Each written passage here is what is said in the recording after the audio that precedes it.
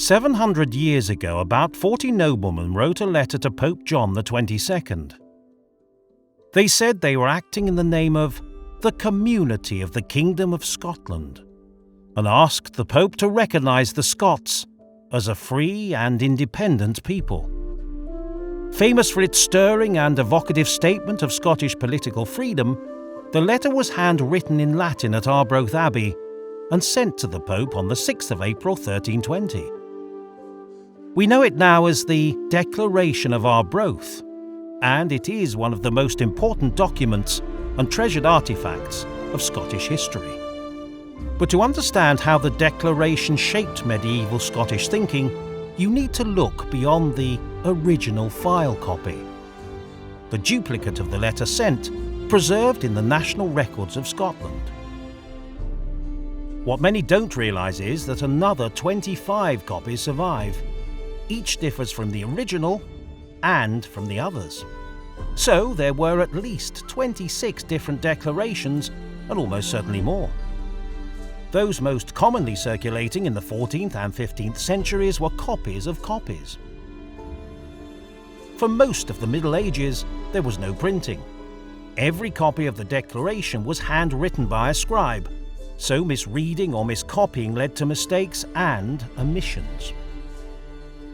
Scribes also made deliberate amendments to help understanding or to save space. Sometimes the text was consciously altered to change emphasis or meaning. The famous phrase, proclaiming the Scots are fighting only for freedom, was added to soon after the original letter was written. Later copies read, for freedom and the laws of our fathers. In 1461, one version, copied into a history of the Scots, adds something new: that Robert Bruce should be king because, by agreement of all, we elect him as king by unanimous agreement. This radical reinterpretation moves away from the original claim to lawful rule, based on biblical precedent and divine providence. We don't know why these changes were made or the impact they had, but it's clear that focusing on the original overlooks the influence of subsequent versions. Viewing the Declaration as a single document finalised at a specific point in time devalues its true significance.